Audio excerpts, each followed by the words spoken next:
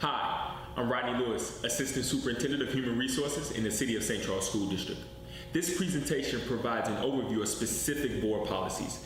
It is your responsibility to comply and understand not only these policies, but all of the policies and procedures in our district, as well as state and federal laws.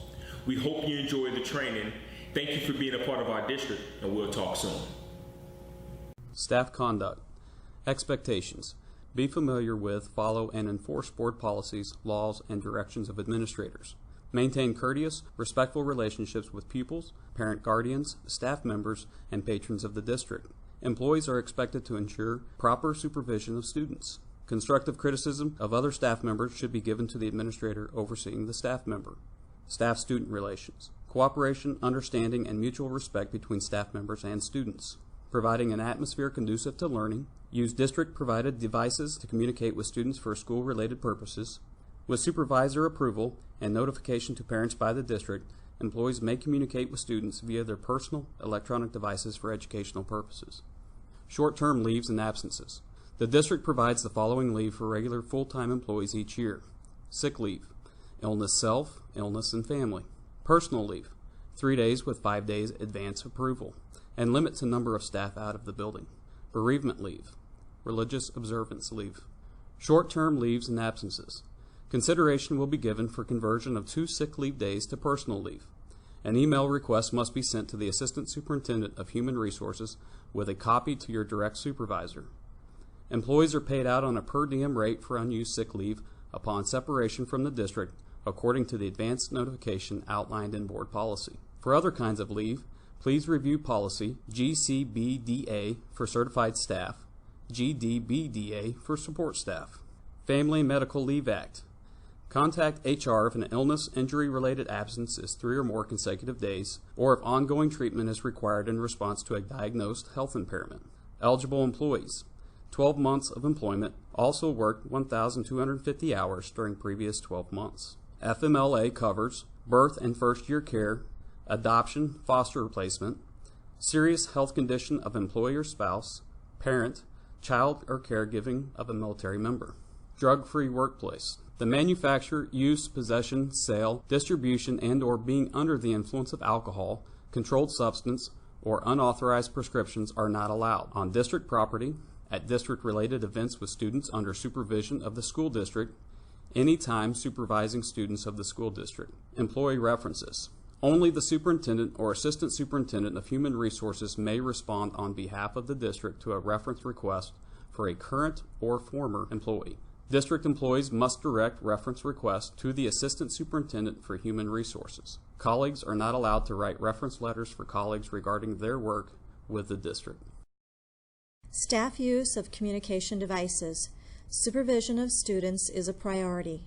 Employees may not use communication devices when they are responsible for supervising students unless devices being used to instruct the students, use is necessary to the performance of duties, specific prior supervisor permission has been obtained, there is an emergency situation. If you must send a message to one student for confidentiality reasons, etc., copy the message to your supervisor as well. Prohibition against illegal discrimination, harassment, and retaliation. Discrimination, harassment, or aiding in against employees, students, or others on the basis of race, color, religion, sex, national origin, ancestry, disability, age, genetic information, or any other characteristic protected by law is prohibited. Includes, but is not limited to, physical acts, comments, graffiti, jokes, slurs, pictures, names, threats, intimidation. Retaliation against those who report or make complaints of prohibited discrimination or harassment,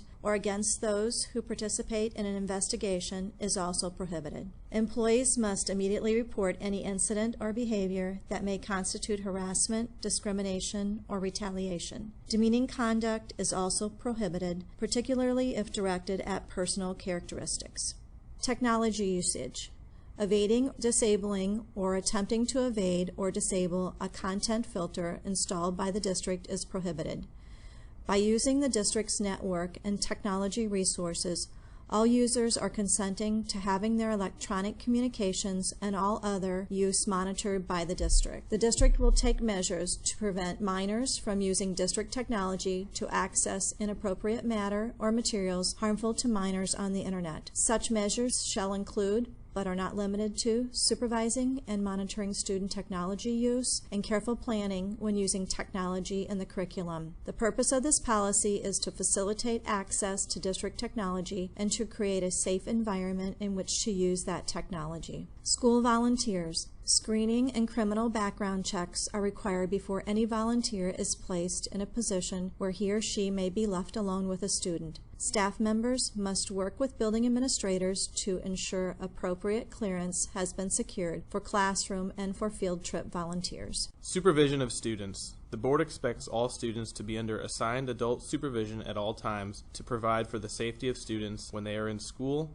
on school grounds, traveling under school auspices, or engaging in school-sponsored activities. No teacher or other staff member will leave his or her assigned group unsupervised unless an arrangement has been made to take care of an emergency or in the case of aides presiding over lunch periods. The welfare and safety of students while on school premises is the responsibility of all staff members. During school hours or while engaging in school-sponsored activities, students will be released only into the custody of parents or other authorized persons.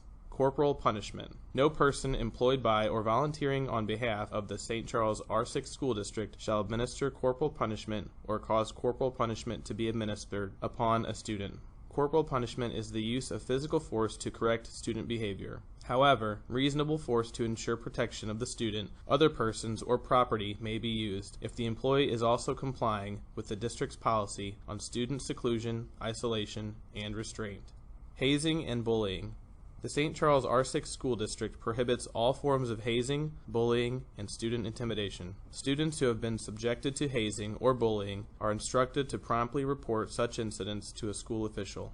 District staff, coaches, sponsors, and volunteers shall not permit, condone, or tolerate any form of hazing or bullying, or plan, direct, encourage, assist, engage, or participate in any activity that involves hazing or bullying. District staff will report incidents of hazing and bullying to the building principal.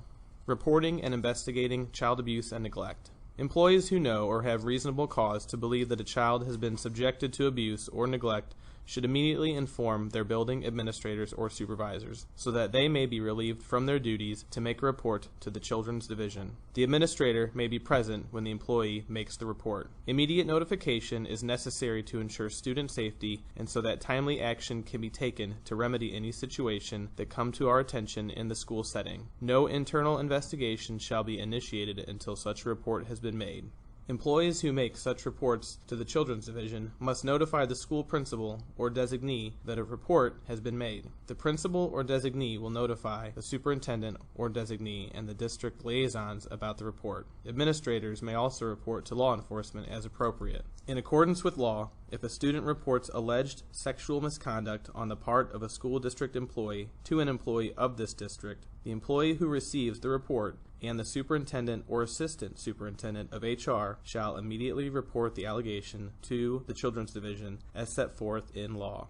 Family Educational Rights Privacy Act. Students' personal and educational information may only be shared with school officials, staff members, parents, guardians with a need to know. Avoid informal conversations about confidential student information. This concludes the overview of the Board of Education policy training presentation. All district policies may be found on the district's website at www.stcharlessd.org. Policy questions may also be referred to your direct supervisor or a central office administrator. Thank you for your time and have a wonderful school year.